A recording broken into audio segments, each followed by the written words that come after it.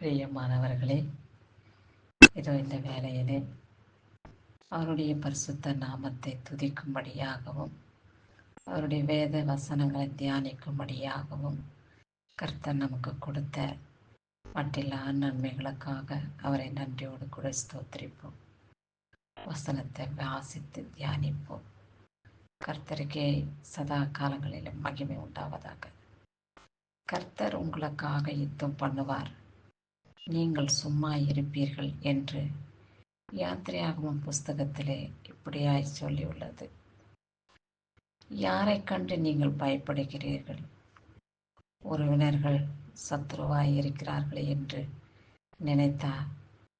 இல்லை, கடன் வாங்கினவன் நம்மை துன்புறுத்தி நம்மளை கேவலப்படுத்தி துக்கப்படுத்துவானே என்றா? இல்லை, வேலை பார்க்கும் இடத்திலே நமக்கு சத்துருவாய் எழும்பும் மனிதனுக்கு முன்பாக நாம் எப்படி வெட்கப்பட்டு போவோம் என்றால், வியாதியின் வேதனை எப்படி இருக்கிறதே என்றும், இது குடும்பத்தின் கஷ்டத்தின் சூழ்நிலை இப்படியாய் மாறிப்போனதே, எப்படி கடந்து வருவோம் என்று இவைகளெல்லாம் யோசித்து சிந்தித்து வேதனையோடு துக்கத்தோடு இருக்கும் உங்களை தான் பார்த்து கர்த்தர் பேசுகிற வார்த்தை என்னவென்றால், என் மகனே, என் மகளே, நான் உன்னை பேர் சொல்லி அழைத்தேன்.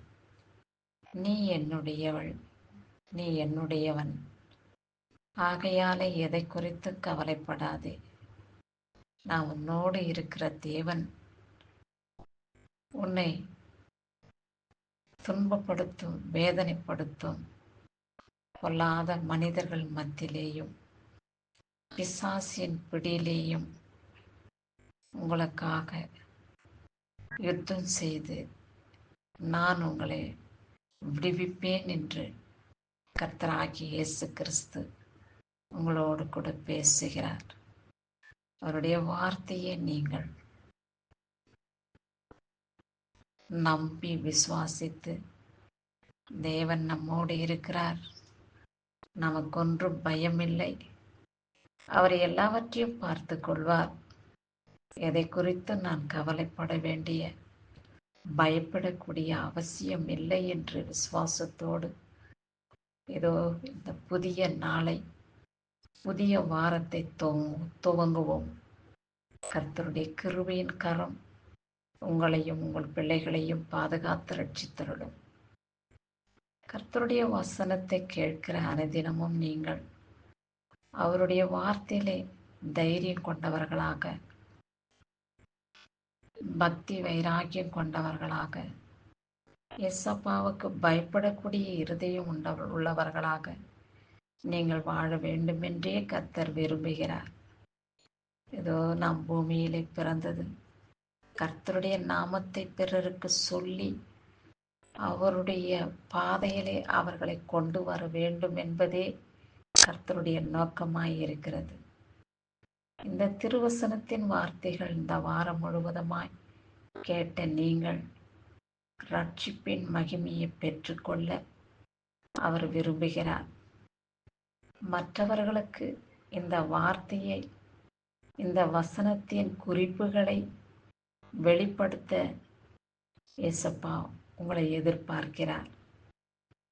மனிதனுக்காக நீங்கள் இதை வெளிப்படுத்த வேண்டாம். கர்த்தராகிய இயேசு கிறிஸ்துவுக்காக இந்த வசனத்தை மற்றவர்களுக்கு அனுதினமும் வெளிப்படுத்தி கர்த்தருடைய நாமத்தை மகிமைப்படுத்துங்கள். எந்த நேரத்திலேயும் அவருடைய நாமம் நம் மூலமாய் மகிமைப்பட வேண்டுமென்றே நம்முடைய நோக்கமாய் இருக்க வேண்டும். ஆமாம், கிறிஸ்துவுக்கே மகிமை உண்டாகட்டும். இயேசுவின் நாமத்தினாலே ஆமென்.